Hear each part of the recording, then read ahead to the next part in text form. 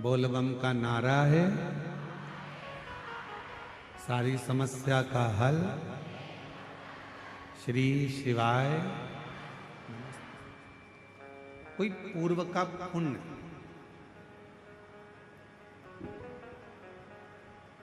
कोई पूर्व का सत्कर्म, कोई पूर्व का अच्छा कर्म हमें भगवान देवादिदेव महादेव की पवित्र आराधना तक, साधना तक, शिव मंदिर तक लेकर जाता है। आपके हृदय में जिस दिन भगवान शंकर की अविरल भक्ति प्रकट होने लगे,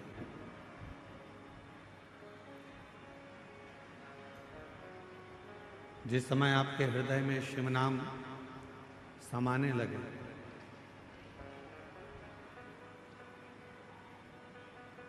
जिस समय पर आपका मन, आपका हृदय शिव जी की कथा में लगने लगे, उस समय पर यह विचार कर लेना कि कहीं ना कहीं बाबा देवादिदेव महादेव को आपका हाथ पकड़ना है और आपको मंजिल तक पहुंचाना है, इसलिए शिव महापुराण तक लेकर आओ।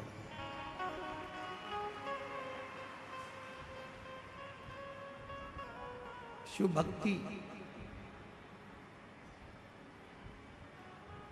शिव उपासना, भगवान शंकर की अविरल भक्ति, आराधना, साधना, जो समझ गया उसके लिए सरल है और जो ना समझा उसके लिए कठिन।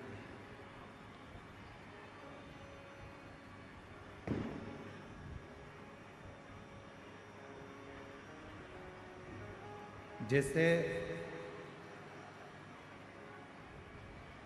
घर में शक्कर के डब्बे को या मिठाई के डब्बे को कहीं पर भी छुपा कर रख दो, चींटी उसको ढूंढ लेते हैं।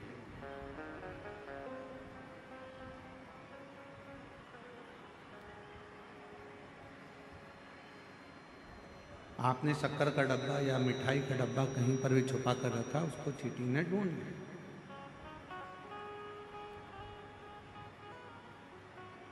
आप इतनी संख्या में बैठे हो, कोई चींटी को शक्कर के डब्बे का एड्रेस नहीं बताता, कोई चींटी को मिठाई के डब्बे का पता नहीं बताता।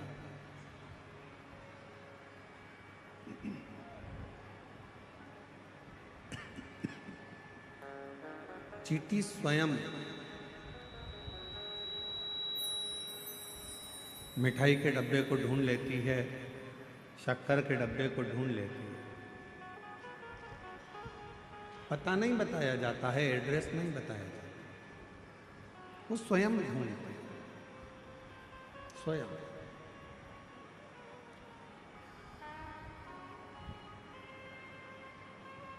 शिव महापुराण की कथा कहती है, जैसे चींटी को एड्रेस नहीं बताया जाता, पता नहीं बताया जाता,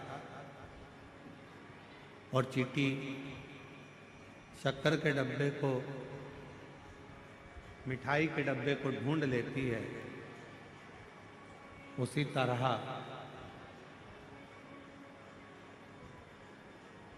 जो भगवान शंकर को एक लोटा जल चढ़ाने वाले हैं या शिव नाम को लेने वाले हैं, शंकर का स्मरण करने वाले हैं, शिव भक्ति करने वाले हैं, शंकर भगवान के मंत्र जाप का स्मरण करने वाले हैं, उनको मेरा देवादिदेव महादेव एक ना एक दिन ढूंढ कर उस पर अपनी कृपा की दृष्टि कर ही देता, करुणा कर ही देता।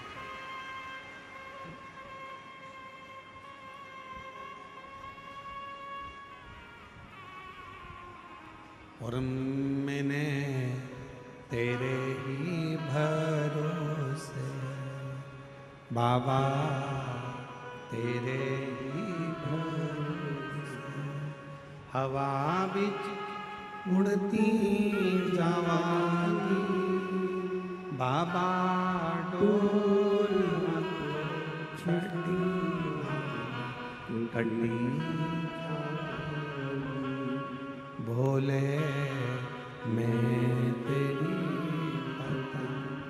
शंभो हवा बिच उड़ती जवानी बाबा डोर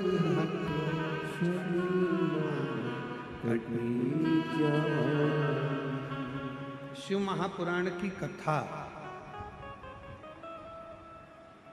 या शंकर भगवान की अविरल भक्ति, शिव नाम को, भगवान के नाम को जो एक करके मंदिर तक एक लोटा जल चढ़ाने के लिए चला जाता, या शिव महापुराण के पवित्र पंडाल में बैठकर जो एक बार शिव महापुराण की कथा को श्रवण कर लेता है, वो दुनिया में फिर कभी भटकता नहीं है। शंकर उसका हाथ पकड़कर उसकी मंजिल तक छोड़ता है। एक शक्कर का डब्बा है, उस शक्कर के डब्बे को छुपा दो, तुम्हारी मर्जी पड़े जहां रख दो, पर चींटी उसको ढूंढती। मिठाई का डब्बा है, छुपा दो, चींटी उसको ढूंढ लेती। उसी तरह भगवान के नाम लेने वाले को मेरा परमात्मा, शिव नाम को लेने वाले को मेरा शंभु, मेरा नारायण, मेरा राम, मेरा कृष्ण उनको ढूंढ लेता, ढूंढ लेता।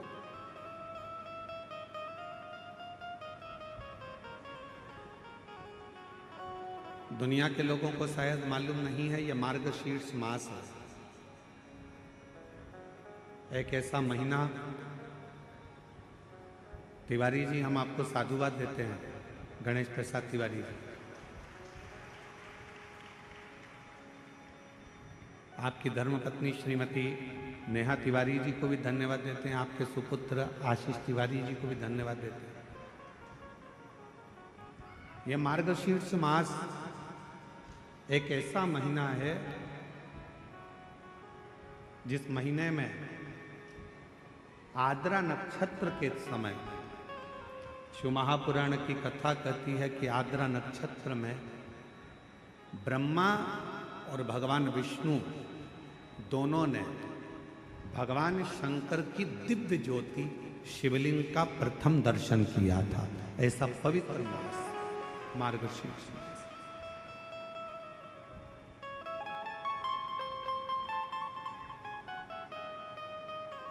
पूरे ब्रह्मांड में सबसे पहला शिवलिंग का दर्शन अगर किसी ने करा तो भगवान ब्रह्मा और भगवान विष्णु।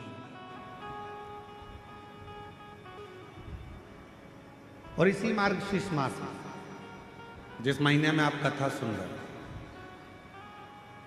इसी मार्गशीर्ष मास के आद्रा नक्षत्र में, और आपको बताते हुए बड़ी प्रसन्नता हो रही है कि वो आद्रा नक्षत्र इसी कथा के बीच में पड़ेगा 9 तारीख को, 9 नवंबर को।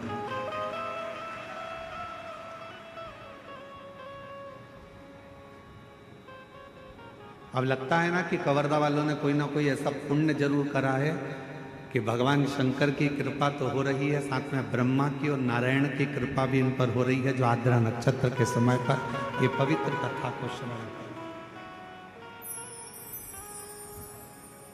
शिव महापुराण में तो यहाँ तक वर्णन किया गया है कि यदि मार्गशीर्ष मास के आद्रा नक्षत्र के दिन ब्रह्म मुहूर्त से लेकर शाम को प्रदोष काल तक अगर कोई एक बार भी भगवान शंकर के शिवलिंग का दर्शन कर लेता है तो उसकी जिंदगी में उसने कितने भी व्रत करे हो, उपास करे हो, उन व्रतों में, उन उपासों में अगर कोई त्रुटि रह गई हो, कोई गलती हो गई, कोई यज्ञ करा, अनुष्ठान करा, साधना करी, तप करा, व्रत करा, दान करा, पुण्य करा, सत्कर्म करा, उसमें अगर कोई त्रुटि रह जाती है, कोई कमी रह जाती है, कुछ छूट गया होता है, तो केवल मार्गशीर्ष मास के आद्रा नक्षत्र के दिन भगवान शंकर के शिवलिंग का दर्शन कर लेने से वो सारी त्रुटियां समाप्त हो जाती है और शिव की कृपा। 9 तारीख पड़ रही है और उस 9 तारीख को मेरे शंकर भगवान की प्रथम ज्योति का दर्शन हुआ, शिवलिंग का दर्शन हुआ आद्रा नक्षत्र के दिन भगवान शिव।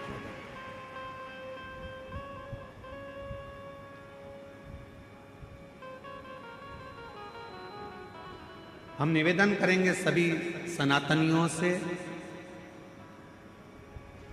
सभी शिव भक्तों से, चाहे आप राम जी की आराधना करते हो, चाहे आप भगवान ब्रह्मा की आराधना करते हो, चाहे आप कृष्ण की आराधना करते हो, चाहे आप किसी भी देवी देवता की आराधना करते हो, पर 9 नवंबर आद्रा नक्षत्र के दिन मार्गशीर्ष मास के अंतर्गत 9 नवंबर को आद्रा नक्षत्र में शंकर जी के मंदिर में जाकर दर्शन एक बार अवश्य करो और भगवान शिव की कथा का रिस्पान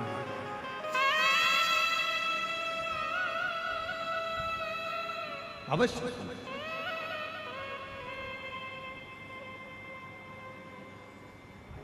और शंभु शरणे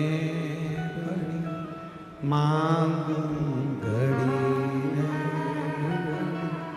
दुख काटो दया कर दर्शन।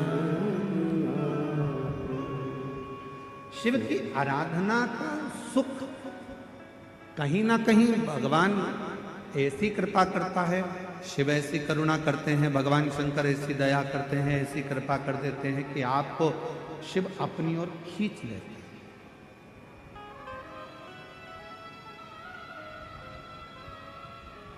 जैसे देवराज नाम का ब्राह्मण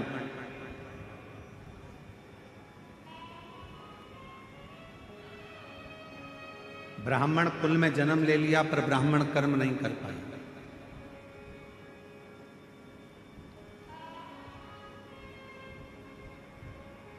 कुछ संसार में ऐसे लोग भी जन्म लेते हैं जिनको भगवान मृत्यु लोक में जन्म तो दे देता है पर वो परमात्मा से जुड़ नहीं पाता।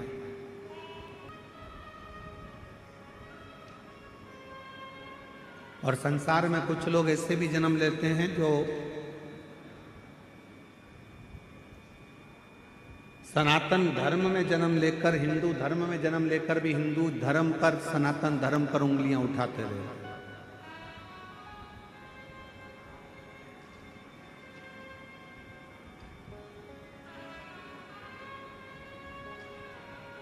पर शिव कथा कहती है कि अगर भगवान ने तुम्हें मृत्यु लोक में जन्म दिया है, अगर इस संसार में आप जन्मे हो, मृत्यु लोक में जन्मे हो और भगवान शिव की कृपा आप पर हुई है, पूरा शरीर परमात्मा ने अगर अच्छा दिया है, तो भगवान को धन्यवाद देना और कहना कि मुझे मरते दम तक अपने चरणों में लगाकर रखना, एक लोटा जल चढ़वाते रहना और मुख से श्री शिवाय नमस्तुभ्यम बुलवाते।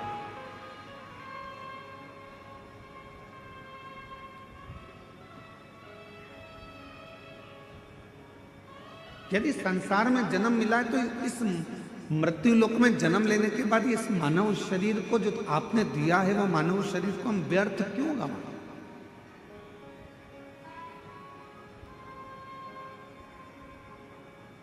कितने दिन की कथा है कवर्धा क्षेत्र में? जम के बोलो जरा। 5 दिन की।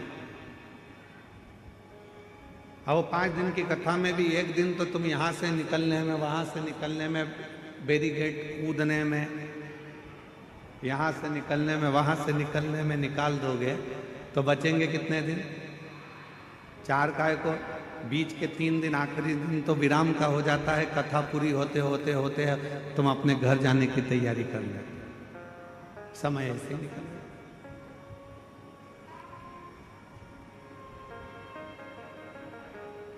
शिव कथा कह रही है, अगर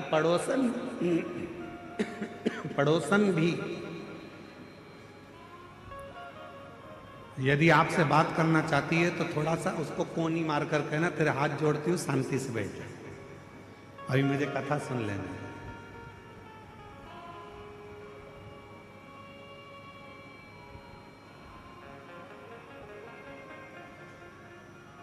अभी हम आशीष तिवारी जी के साथ आ रहे थे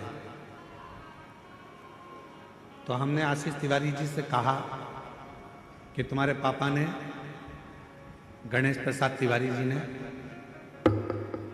कवर्धा शहर छोड़कर ये छोटा सा जो गांव है इस छोटे से गांव में इस कथा को रखा।